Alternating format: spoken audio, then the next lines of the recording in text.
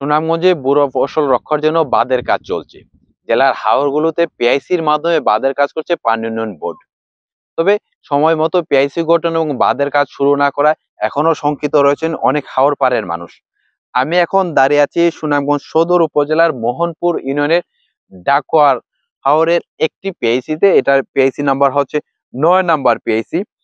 আমরা যদি আপনাদেরকে একটু জানাই যে সুনামগঞ্জে বাঁধের কাজ শুরু হওয়ার পর থেকে আসলে বাঁধের বিভিন্ন অনিয়মের অভিযোগ পাওয়া যায়। কৃষকদের পক্ষ থেকে শুরুতে পিআইসি গঠনের অনিয়মের অভিযোগ তোলা হয়।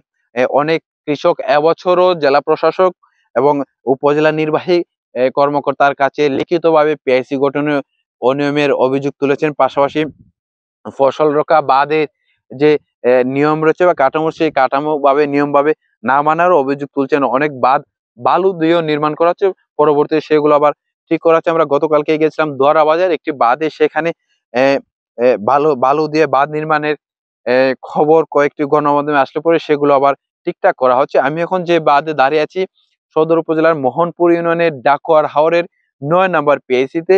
এই পিআইসিতে 15,78,000 টাকার বরাদ্দ দেওয়া হয়েছে। এবছর এই সুনামগঞ্জ জেলায় প্রায় 48টি হাওরের 595 কিলোমিটার অংশে ফসল রক্ষা বাঁধের কাজ চলছে। 686 প্রকল্প বাস্তবায়ন কমিটির মাধ্যমে এই কাজ চলছে। এর মধ্যে 105টি ক্লোজার কাজ রয়েছে।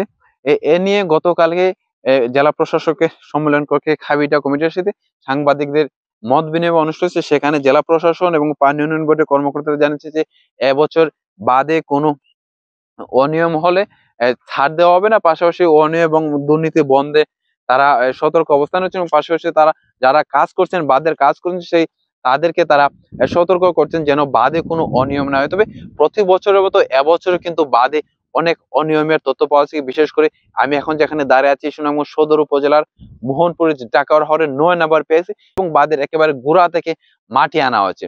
পাশাপাশি গতকালকে দোয়ারা বাজারে গিয়েছিলাম, সেখানে একটি বাঁধে দেখলাম বালু দিয়ে বাঁধ নির্মাণ করা হচ্ছে খাসিয়া নদীর তীরে।